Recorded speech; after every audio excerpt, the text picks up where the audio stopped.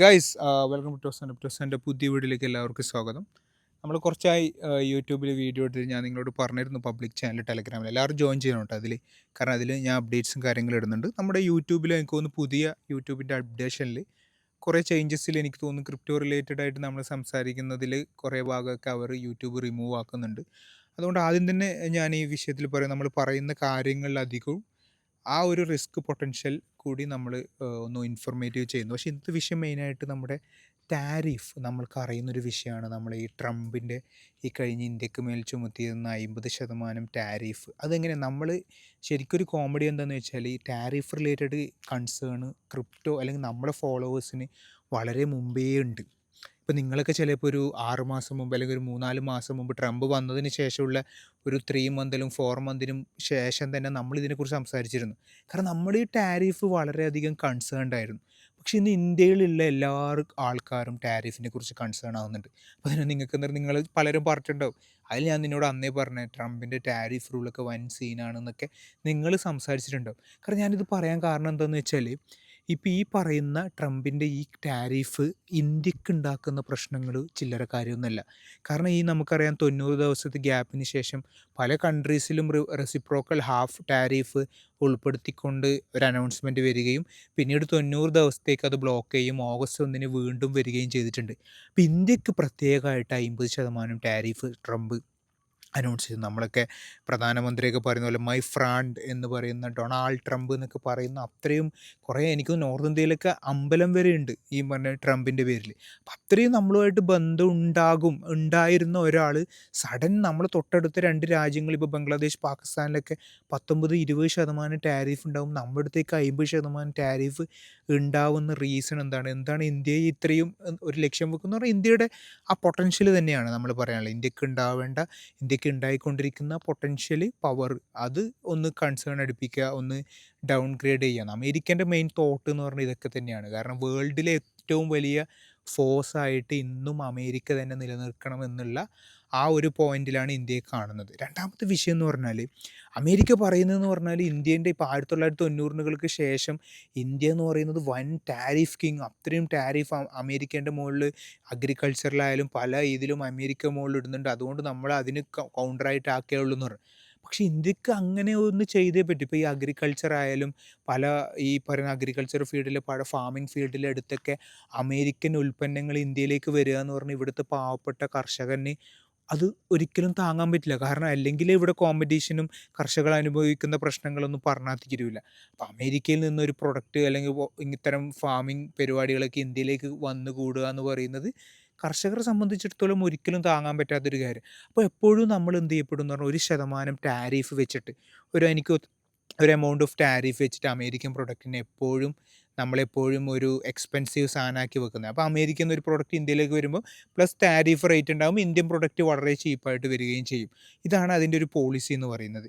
അപ്പം അമേരിക്കനെ സംബന്ധിച്ചിടത്തോളം farming field എന്ന് പറയുന്നത് അവർ 2-3% മാത്രമാണെങ്കിൽ ഇന്ത്യക്ക് എന്ന് പറയുന്നത് അതിൻ്റെ 60%-ഓളം ഫാമിംഗ് ഇതുണ്ട്. അപ്പോൾ ഈ പറയുന്ന ഫാമേഴ്സ് ആയാലും ഇന്ത്യയുടെ വോട്ട് ബാങ്ക് അല്ലെങ്കിൽ എന്തും പൊളിറ്റിക്കൽ ഡിസിഷൻ എടുക്കാൻ മാത്രം പവർഫുൾ ആയിട്ടുള്ള ഒരു കാര്യമുണ്ട്. അതുമാത്രമല്ല ഇന്ത്യയുടെ മെയിൻ പൊളിറ്റിക്കൽ ഡിസിഷൻ മെയിൻ സാമ്പത്തിക വ്യവസ്ഥയും കൂടി ഒരു നമുക്കറിയാം ഈ ഫാമർ പ്രൊട്ടക്ഷൻ എന്ന് പറയുന്നത് ഈ പറയുന്ന നമ്മുടെ ഇന്നത്തെ ഗവൺമെൻറ്റിന് ഏറ്റവും കൂടുതൽ അതായത് മോഡി സർക്കാരിന് ഏറ്റവും കൂടുതൽ പിന്നോട്ട് വലിച്ച ഏതെങ്കിലും ഒരു ലോ പിന്നോട്ട് വലിച്ചിട്ടുണ്ടെങ്കിൽ അത് ഫാമേഴ്സ് ലോ ആയിരിക്കും. ആ പ്രൊട്ടക്ഷൻ നമുക്ക് കണ്ടതാണ്. അപ്പോൾ അത്തരം പ്രൊട്ടസ്റ്റുകൾ എന്ത് ചെയ്യപ്പെടുന്നുണ്ട്, ഇന്ത്യയിലേക്ക് വരിക എന്ന് പറയുന്നത് പൊളിറ്റിക്കലിയും അഫോർഡ് ചെയ്യാൻ പറ്റില്ല, സാമ്പത്തികമായിട്ട് അഫോർഡ് ചെയ്യാൻ പറ്റില്ല. പിന്നെ എന്ന് പറയുന്നത് ഇന്ത്യൻ്റെ നമ്മുടെ ആ ഒരു അഗ്രികൾച്ചറിനോടുള്ള ആ ഒരു ശക്തിയും കൂടി ഇതിലൂടെ ഇല്ലാണ്ടാവുകയും ചെയ്യുന്നുണ്ട്. ഇനിയുള്ള പ്രശ്നം എന്താണെന്ന് വെച്ചാൽ എന്തുകൊണ്ട് പാകിസ്ഥാൻ ഈ പറയുന്ന ബംഗ്ലാദേശിനൊന്നും ഒഴിവാക്കി ഇന്ത്യനെ അറ്റാക്ക് ചെയ്യുന്നതിൻ്റെ സാധ്യതകൾ നമ്മൾ പറഞ്ഞ പോലെ തന്നെ ഇനി ഇന്ത്യക്ക് ഉണ്ടാകുന്ന പ്രശ്നം എന്താ? ഇപ്പം നമ്മുടെ കേരളം പോലുള്ള നാട്ടിൽ നമ്മൾ കേരളത്തിൽ നിന്നൊക്കെ നല്ലൊരു എമൗണ്ട് ഓഫ് പല കാര്യങ്ങളും അമേരിക്കയിലേക്ക് എക്സ്പോർട്ട് ചെയ്യുന്നുണ്ട്, നമ്മളത് അറിയാണ്ട് പോകുന്നു. പ്രത്യേകിച്ച് ഇന്ത്യയിൽ നിന്ന് ഉണ്ടാക്കുന്ന ഒരു പ്രൊഡക്റ്റ് അമേരിക്കയിലേക്ക് വരിക എന്ന് പറയുന്നത് ഇവിടെ കോസ്റ്റ് ഓഫ് പ്രൊഡക്ഷൻ വളരെ കുറവാണ്, ഇവിടെ നിന്ന് ഉണ്ടാക്കുന്ന സാധനത്തിന് ക്വാളിറ്റി കൂടുതലാണ്. അത് അമേരിക്കയിലേക്ക് പോകുമ്പം അത്രയും അവിടുത്തെ റേറ്റ് ഓഫ് അഫോർഡബിലിറ്റി അനുസരിച്ച് സ്റ്റാൻഡർഡൈസേഷൻ കാരണം അത്രയും റേറ്റിൽ റീസെയിൽ ചെയ്യാൻ പറ്റുന്നത് കൊണ്ട് തന്നെ ഇന്ത്യൻ പ്രൊഡക്റ്റിന് എക്സ്പോർട്ടിംഗ് മാർക്കറ്റിൽ നല്ല രീതിയിൽ വാല്യൂ അമേരിക്കൻ ഫീൽഡിലുണ്ട്. ഇനി എന്താ പ്രശ്നം പറ്റുക? ഇപ്പോൾ നമ്മൾ ഈ പറയുന്ന അഡീഷണൽ 50% ടാരിഫ് വരുന്നതോടുകൂടി ഒരു 100 രൂപേൻ്റെ പ്രൊഡക്റ്റിൽ ഇപ്പോൾ ഇന്ത്യയുടെ ക്വാളിറ്റി ഇപ്പോൾ ബംഗ്ലാദേശിൽ നിന്നും വിയറ്റ്നാമും ചൈനയിൽ നിന്നൊക്കെ സെയിം പ്രൊഡക്റ്റ് വരുന്നുണ്ടെന്ന് വിചാരിക്കും. പക്ഷേ ക്വാളിറ്റി ബേസിൽ റേറ്റ് ഏകദേശം സെയിം ആയിരിക്കും. ക്വാളിറ്റി ബേസിൽ ഇന്ത്യ കുറച്ച് ഓക്കെ ആയതുകൊണ്ട് ജനങ്ങൾ സ്റ്റിൽ ഇന്ത്യനെ പിക്ക് ചെയ്യും. ഇനി അവരാങ്കാട്ടിയും ഒരു 50% കൂടുതൽ റേറ്റ് ആവുകയാണെങ്കിലോ എന്താ സംഭവിക്കുക? ജനങ്ങൾ ആ ഒരു മൈന്യൂട്ട് ക്വാളിറ്റിക്ക് വേണ്ടി ഇന്ത്യൻ പ്രൊഡക്റ്റിനെ സ്റ്റിൽ സേവിക്കുകയും ചെയ്യില്ല. ഓട്ടോമാറ്റിക്കലി അവർ ഷിഫ്റ്റ് ചെയ്യപ്പെടും. ഈ പറയുന്ന ഈ ബംഗ്ലാദേശ് അല്ലെങ്കിൽ ചൈന അല്ലെങ്കിൽ മറ്റ് വിയറ്റ്നാം കൺട്രീസിൽ നിന്ന് വരുന്ന പ്രൊഡക്റ്റിലേക്ക് മാറുകയും ഇന്ത്യയിൽ നിന്ന് എക്സ്പോർട്ട് പൂർണ്ണമായിട്ടും സ്റ്റോപ്പ് ചെയ്യുന്ന സിറ്റുവേഷൻ ആകും. ഇപ്പോൾ ഇന്ത്യൻ ഗവൺമെൻറ് അഗ്രികൾച്ചറിനെ അമേരിക്കൻ അഗ്രികൾച്ചർ പ്രൊഡക്റ്റിനെ എന്ന് സ്റ്റോപ്പ് ചെയ്യുന്ന രീതിയിലേക്ക് മാറിയോ അതുപോലെ നമ്മുടെ എക്സ്പോർട്ടിംഗ് സിസ്റ്റം സ്റ്റോപ്പ് ചെയ്യും. എന്ന് കരുതി അമേരിക്കയിലുള്ള പ്രൊഡക്റ്റിന് ജനങ്ങൾക്ക് കിട്ടുന്ന പ്രൊഡക്റ്റിന് ഡിഫറൻസ് അവർ ക്വാളിറ്റിയിലൊരു ചേഞ്ചസ് ഉണ്ടാകും. അവർ ആ ചോയ്സിലല്ലാണ്ട് ഓറ് വാങ്ങേണ്ടത് മറ്റു കൺട്രീസിൽ നിന്ന് വാങ്ങുകയും നമ്മുടെ എക്സ്പോർട്ടിംഗ് മാർക്കറ്റിനെ അത് ബാധിക്കുകയും അതുമൂലം നമ്മൾ എക്സ്പോർട്ടിൽ നിന്ന് ഇന്ത്യക്ക് വലിയൊരു നാശനഷ്ടം ഉണ്ടാവുകയും ചെയ്യും. അതുകൊണ്ടാണ് ഇത്രയും ഈ ടാരിഫ് എന്ന് പറയുന്നത് ഇന്ത്യയെ സംബന്ധിച്ചാണ്. നമ്മൾ ഈ ക്രിപ്റ്റോ മാർക്കറ്റിനെ കുറിച്ച് നമ്മൾ പറഞ്ഞ പോലെ തന്നെ ഈ ടാരിഫ് റിലേറ്റഡ് ആയിട്ട് നമ്മുടെ ക്രിപ്റ്റോക്ക് ഉണ്ടായിരുന്ന നഷ്ടങ്ങളെ കുറിച്ച് നമ്മൾ ആ സമയത്ത് 72Kയിലൊക്കെ BTC പോയതുപോലെയല്ല ഇപ്പോൾ അത് ഇന്ത്യക്ക് ഉണ്ടാകുന്നത് ഒരു വലിയ കാരണം. എന്തുകൊണ്ടാണ് ഇവർ ഈ ഒരു ടാരിഫിലേക്ക് വരുന്നതെന്ന് പറഞ്ഞാൽ റഷ്യൻ ഓയിൽ ചീപ്പായിട്ട് വാങ്ങുന്നു എന്ന് പറയുന്നുണ്ട്. അവിടെയും അമേരിക്ക ഒന്ന് ചെറുതായിട്ടൊന്ന് പാളി. ഞാൻ നിങ്ങളോടൊക്കെ മുമ്പ് സംസാരിച്ചിട്ടുണ്ടാവും ചില വീഡിയോയിലൊക്കെ. ഈ റഷ്യയിൽ ഇവർ ഈ റഷ്യ വാറിൽ സാങ്ഷൻ കൊണ്ടുവന്നതിന് പിന്നെയാണ് ഈ റഷ്യ ഏറ്റവും കൂടുതൽ പൈസ ഉണ്ടാക്കിയത്.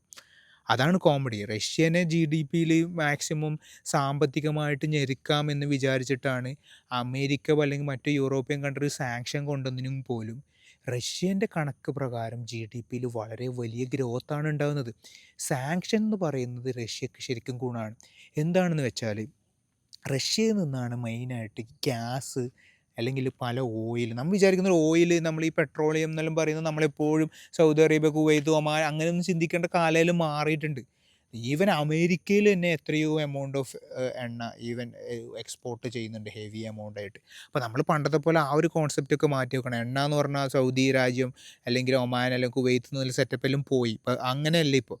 അപ്പോൾ ഈ റഷ്യയിൽ നിന്നുള്ള ഈ പറയുന്ന ഗ്യാസ് ഇപ്പോൾ നമ്മളറിയാവുന്ന ഈ കഴിഞ്ഞ കാലങ്ങളിൽ യൂറോപ്പിലുള്ളവർക്കൊക്കെ അറിയാം. അവിടെ ഈ വിൻ്റർ സമയത്ത് ഹീറ്റർ വർക്ക് ചെയ്യാണ്ട് ഒരു രക്ഷയില്ല. അവിടെ ജീവിക്കാൻ പറ്റില്ല.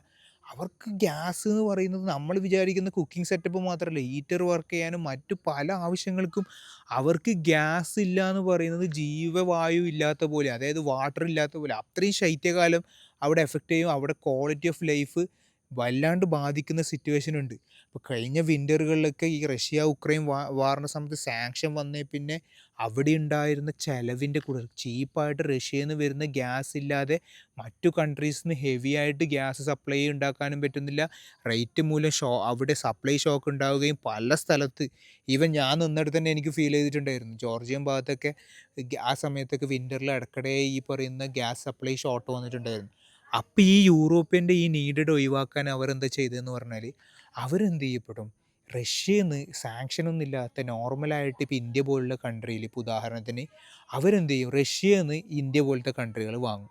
എന്നിട്ട് ഇന്ത്യയിൽ നിന്ന് അവർ വാങ്ങും. അങ്ങനെയൊക്കെ അവർക്ക് ഡയറക്റ്റ് റഷ്യയിൽ നിന്ന് വാങ്ങാൻ പറ്റില്ല. അതുകൊണ്ട് അവർ ഇന്ത്യ പോലുള്ള അല്ലെങ്കിൽ മറ്റ് കൺട്രീസ് റഷ്യ വിൽക്കുന്നത് വളഞ്ഞ മൂക്കിൽ വാങ്ങും. അപ്പോൾ എന്താ പറ്റുക, അവർക്ക് കൂടുതൽ എക്സ്പെൻസായി. റഷ്യക്ക് കുറച്ചും കൂടി റേറ്റ് കൂടുതലായിട്ട് ഇന്ത്യ പോലുള്ള റഷ്യക്കറിയാം ഇങ്ങനെ വന്ന് യൂറോപ്പിലേക്ക് തന്നെയാണ് പോകുന്നതെന്ന് പറയുമ്പോൾ റഷ്യക്കും വളർച്ച കൂടുതലായി, അവരുടെ ഡിമാൻഡ് കൂടുതലായി. അപ്പോൾ ഇന്ത്യ പോലുള്ള കൺട്രീസിന് എന്ത് ചെയ്യപ്പെടാൻ പറ്റി, ഇപ്പോൾ റഷ്യൻ ഓയിൽസൊക്കെ എന്ത് ചെയ്യപ്പെടാം, കുറച്ചും കൂടി റിഫൈൻ ചെയ്ത് കുറച്ചും കൂടി ഹയർ റേറ്റിന് കൊടുക്കാനും പറ്റി. അത് ഇന്ത്യ പോലുള്ള കൺട്രീസിനും ഗുണമുണ്ടായി. എത്രത്തോളം നമ്മുടെ സാധാരണക്കാരൻ ജനങ്ങളിലേക്ക് എത്തി എന്നുള്ളത് ആ റഷ്യൻ ഓയിൽ കൊണ്ട് മാറ്റം ഉണ്ടായി എന്നുള്ളത് ഒരു ചോദ്യചിഹ്നമാണെങ്കിൽ പോലും ഇന്ത്യക്ക് അത് അൾട്ടിമേറ്റ് ഒരു രാജ്യം എന്ന നിലയിൽ എന്തായാലും ടാക്സ് വൈസ് ഗുണങ്ങൾ ലഭിച്ചിട്ടുണ്ടാവും എന്നുള്ളത് കൺഫേം ആണ്. പക്ഷെ അത് എത്രത്തോളം ജനങ്ങളിലേക്ക് കൂടി എത്തിയിരുന്നെങ്കിൽ കുറച്ചും കൂടി അടിപൊളിയായിരുന്നു എന്ന് ഞാൻ ഇപ്പോൾ ചിന്തിച്ചു പോകുന്നു. അപ്പോൾ ഇങ്ങനെയുള്ള സിറ്റുവേഷനിൽ എന്താണെന്ന് വെച്ചാൽ ഈ പറയുന്ന റഷ്യനെ ഒന്ന് കൊടുക്കാമെന്ന് നോക്കുമ്പോൾ റഷ്യനെയും കൊടുക്കുന്നില്ല. ഇന്ത്യ നമ്മുടെ ഫ്രണ്ടാന്ന് പറഞ്ഞാൽ ഇന്ത്യ അടക്കം വാങ്ങുന്നു. അതേപോലെ ഇന്ത്യ, റഷ്യ, ബ്രസീൽ പോലുള്ള കൺട്രീസിലൊരു ഡോളറിനെതിരെ ഒരു കൗണ്ടർ പരിപാടി നടത്താൻ ശ്രമിക്കുന്നുണ്ട്. അങ്ങനെയുള്ള സിറ്റുവേഷൻ വരുമ്പോൾ അമേരിക്കയെ സംബന്ധിച്ചിടത്തോളം ഈ പറയുന്ന ആ ഒരു മോണോപ്പൊളി നഷ്ടപ്പെടുമോ, അല്ലെങ്കിൽ അമേരിക്ക ഡോളറിൻ്റെ ആ മോണോപ്പൊളി നഷ്ടപ്പെടുമോ? ട്രംപ് എന്ന നില ഒരു ദേശീയവാദി എന്ന നിലയിൽ അതൊരിക്കലും അംഗീകരിക്കാൻ പറ്റാത്ത സിറ്റുവേഷനിൽ ഇത്തരം ഭീഷണികൾ ഇന്ത്യയിലേക്ക് വരികയും, പക്ഷേ ഇന്ത്യ എനിക്ക് തോന്നുന്നു അതുമൂലം കുറച്ചും കൂടിയും സ്ട്രോങ് സ്റ്റേറ്റ്മെൻറ്റ് എടുത്തിട്ടാണ്. അങ്ങനെ നമ്മൾ വിചാരിക്കുന്ന പോലെ പെട്ടെന്നൊന്നും അങ്ങനെ ഇല്ല, നമ്മൾ അങ്ങനെയൊന്നുമില്ല. അത് നമ്മൾ ആ ഒരു പാരമ്പര്യം അവിടെ കീപ്പ് ചെയ്തിട്ടുണ്ടെങ്കിൽ പോലും ഇന്ത്യക്കുള്ള പ്രശ്നം എന്താണെന്ന് വെച്ചാൽ ഇന്ത്യൻ്റെ ചുറ്റുപാട് മൊത്തം ഇന്ത്യൻ്റെ എതിരായിട്ടും ചൈനയിലും, ഇപ്പോൾ ഉദാഹരണത്തിന് ഇന്ത്യനെ ഇപ്പോൾ ചൈനയുമായിട്ടാണ് ഇനി കൂടുതൽ അടുക്കേണ്ടത്. ഉദാഹരണത്തിന് അമേരിക്ക എതിർക്കുന്ന സമയത്ത് എന്തായാലും റഷ്യേൻ്റെ സപ്പോർട്ട് ഉണ്ടാകുമ്പോൾ റഷ്യ എന്ന് പറയുന്ന ചൈന ആ ഒരു സപ്പോർട്ട് ഉണ്ട്. അപ്പോൾ അങ്ങനെയുള്ള സിറ്റുവേഷനിൽ ചൈനേനെ നമുക്ക് എത്രത്തോളം വിശ്വസിക്കാൻ പറ്റും എന്നുള്ളത് ഒരു പോയിന്റ് ഓഫ് ഇതുണ്ട്. കാരണം കാലങ്ങളായിട്ട് നമ്മളെ പല ഏരിയകളിലും ഇപ്പോൾ ഹിമാചൽ അല്ലെങ്കിൽ അരുണാചൽ പ്രദേശ് ഏരിയയിലേക്ക് നമ്മുടെ സ്ഥലങ്ങൾ പതിയെ പതിയെ എടുത്തുകൊണ്ടിരിക്കുന്ന ചൈനയെ നമ്മൾ ഒരു ഘട്ടം പോലെ വിശ്വസിക്കാനായിട്ടുണ്ടോ എന്നുള്ളതും ഇന്ത്യൻ്റെ ഡിപ്ലോമസി പ്രകാരം വളരെ ഒരു ചോദ്യചിഹ്നമാണ്. കാരണം വീണ്ടും ചൈനയിലേക്ക് ഒരു ഡിപ്ലോമസിയിലേക്ക് മാറ്റുമ്പോൾ എത്രത്തോളം അത് ഗുണം. കാരണം ഓൾറെഡി ചൈന ശ്രീലങ്ക, നേപ്പാൾ, അല്ലെങ്കിൽ ഈ പറയുന്ന ഈ മാൽദീവ്സ് പോലുള്ള പല അതിൻ്റെ ചുറ്റുവട്ടത്തുള്ള പാകിസ്ഥാൻ, ഈവൻ പാകിസ്ഥാനിലേക്ക് എത്രയോ എമൗണ്ട് ഓഫ് ഇൻവെസ്റ്റ്മെൻറ്റ് ചൈന ഇടുന്നുണ്ട്. ഈവൻ ചൈന ഇന്ത്യ പാകിസ്ഥാൻ യുദ്ധത്തിൻ്റെ ഇടയിൽ ചൈന സഹായിച്ചു എന്ന് പറയുന്ന ന്യൂസുകളൊക്കെ വരുന്നുണ്ട്. അപ്പോൾ അത്രത്തോളം ഇന്ത്യയെ വളഞ്ഞെടുത്തുനിന്ന് ഇന്ത്യക്ക് കുറച്ചും കൂടിയും കൺസേൺ അടിക്കേണ്ട ഒരു സിറ്റുവേഷനിലാണ് ഗ്ലോബൽ ഡിപ്ലോമസിയിലുള്ളത് എന്ന് പറയുന്നത്. നമ്മളിത് ബാധിക്കുക എന്ന് പറഞ്ഞാൽ നമ്മൾ ഈ ക്രിപ്റ്റോ റിലേറ്റഡ് ആയിട്ട് കുറേയും കൂടിയും അപ്ഡേറ്റഡ് ആയ ഒരു സമൂഹമായി മാറുന്നുണ്ട്. നമ്മൾ ഈ അമേരിക്കൻ പൊളിറ്റിക്സ്, നമ്മുടെ മുമ്പേ ടാരിഫ് റിലേറ്റഡ് പൊളിറ്റിക്സ്, ഇന്ന് ടാരിഫിനെ കുറിച്ച് പലരും സംസാരിക്കുന്ന മുമ്പേ ടാരിഫ് കൺസേൺ അടിച്ചവരാണ് നമ്മളിപ്പോൾ വേൾഡ് പൊളിറ്റിക്സിനെ കുറിച്ച് കൂടുതൽ അറിയാൻ ശ്രമിക്കുന്നുണ്ട്. അത് നമ്മുടെ ഒരു ബിസിനസ്സിൻ്റെ ഭാഗമായി മാറിയിട്ടുണ്ട്. അപ്പോൾ നമ്മളിതിൽ ഇൻട്രസ്റ്റ് കണ്ടെത്തേണ്ടതുണ്ട്. നമ്മൾ ഇത്തരം വിഷയങ്ങൾ പഠിച്ചിരിക്കണം, നമ്മൾ അറിഞ്ഞിരിക്കണം. നമ്മളെ വീട്ടിലുള്ള ഉള്ളിയുടെ അല്ലെങ്കിൽ പച്ചക്കറിയുടെ സാധനത്തിൻ്റെ വില കൂടുന്നതിൻ്റെ റീസൺ വരെ നമ്മൾ അറിഞ്ഞിരിക്കണം. ഗ്ലോബലായിട്ട് നമ്മൾ നോളജിൽ ഉണ്ടായിരിക്കണം. അത് ചിലപ്പോൾ നമ്മൾ പത്രം വായിച്ചിട്ടും ചിലപ്പോൾ അറിയില്ല. ഇത്തരം നമ്മുടെ ഈ ഡെയിലി യൂട്യൂബ് വീഡിയോ കാണുന്ന ഒരാൾ റാൻഡമായിട്ട് കാണുമ്പോൾ ഇത്തരം ന്യൂസുകൾ അറിയാമെന്നുള്ളത് വളരെ കോൺഫിഡൻറ്റ് നൽകുന്ന കാര്യം കൂടിയാണ്. നമ്മൾ എന്തായാലും അറിഞ്ഞിരിക്കണം. ഇത്തരം കാര്യങ്ങൾ അറിയുന്നതോടുകൂടി നമ്മൾ കൂടുതൽ ഇൻട്രസ്റ്റഡ് ആവുകയും ചെയ്യും. ഒരു രസം പിടിച്ച് കഴിഞ്ഞാൽ പിന്നെ നമുക്ക് നല്ലതാണ്. നമ്മൾ ക്രിപ്റ്റോ മാർക്കറ്റ് നല്ലതാണ്. ട്രംപിൻ്റെ അനൗൺസ്മെൻറ്റ്, ട്രംപിൻ്റെ ഡിസിഷൻ, അമേരിക്കൻ്റെ ഫെഡ് റേറ്റ് കട്ട്, ഗ്ലോബൽ മാർക്കറ്റിൻ്റെ ഡിസിഷൻ എല്ലാം നമ്മളെ ബാധിക്കുന്ന ഒരു വിഷയം തന്നെയാണ്. ഇപ്പം ടാരിഫ് എന്ന് പറയുന്നത് ഇന്ത്യൻ സ്റ്റോക്കിനെയും ബാധിക്കുന്നുണ്ട്. അതിന് ശേഷം ഇന്ത്യൻ സ്റ്റോക്കിന് വളരെയധികം പ്രശ്നങ്ങൾ, ടാരിഫ് അനൗൺസ് ചെയ്തപ്പോൾ അമേരിക്കൻ സ്റ്റോക്കിന് ഡൗൺ ആയെങ്കിൽ പോലും ഇവഞ്ച്വലി ഇന്ത്യൻ സ്റ്റോക്കിനെയും കൂടി ബാധിച്ചിട്ടുണ്ട്. നമുക്ക് എന്തായാലും കൂടുതൽ അപ്ഡേറ്റ് ഇടാം. Okay, by.